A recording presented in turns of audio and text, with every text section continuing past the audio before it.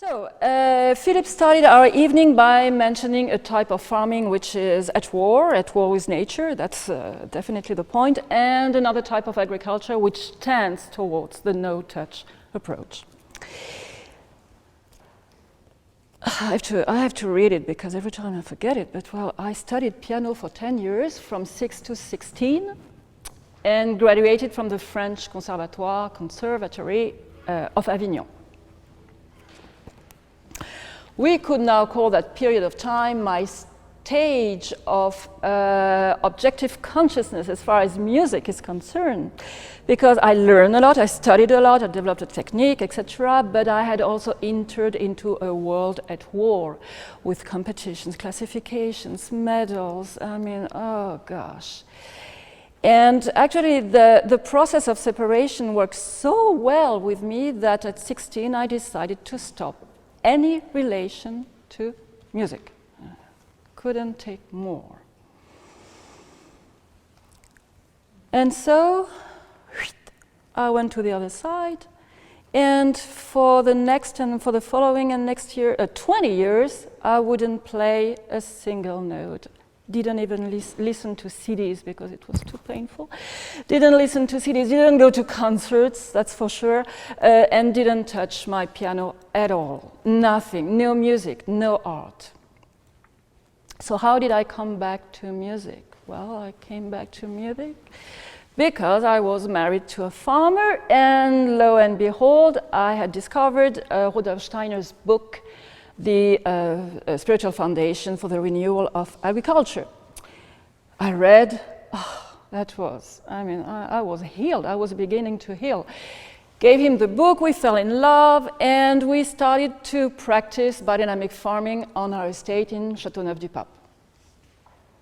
And there we started to discover a whole web of links and connections that made sense, meaning, I mean, I had gone to the conservatoire for 10 years, and there was a wealth of knowledge, but there was no meaning or little meaning. And suddenly, there, I had meaning. I could make all kinds of connections like we did tonight. I mean, we could take other type of art. We could have taken, if it was doctors, we could have talked about medicine. It could have been the schools for teachers or whatever. I mean, as soon as you touch an archetype, you can translate it in whatever field you touch. So it was a whole world of meaning, including man and music. So I went back to music, and oh, wonderful, everything that I had learned and practiced with Philip in the field, suddenly I could use it directly in my understanding of the keyboard. What is a thumb? What is a finger? That's really linked to my will. That's my thinking process. That's why we sing with the fifth finger here on the keyboard, and that is in relation to the soul. So how do I use my hand on the keyboard, for instance? But same thing, what about the sound? Does it come from the belly, or from the chest, from the back? Oh, that's interesting, from the back. I had no idea I could make, I needed my back for sound. And I don't know, all kinds of things. I mean, looking at plants, the way they grow, how am I going to apply this to music, to keyboard, to piano?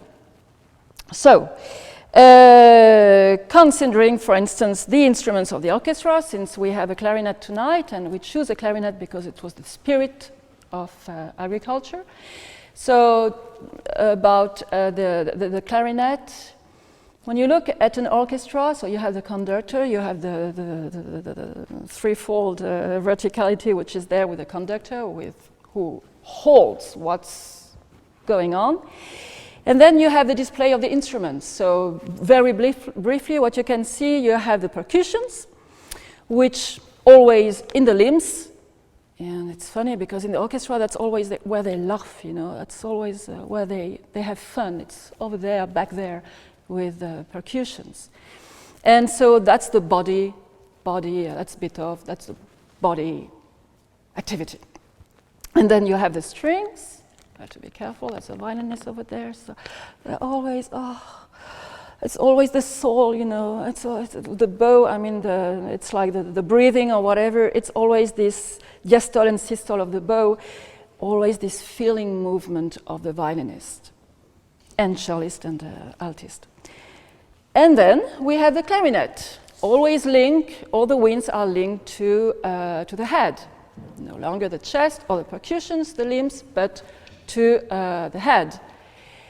And there you have the capacity to think clear thoughts. It's really the horizontality of the melody and the clear process of thought, linking one note to the other one. The clarinet.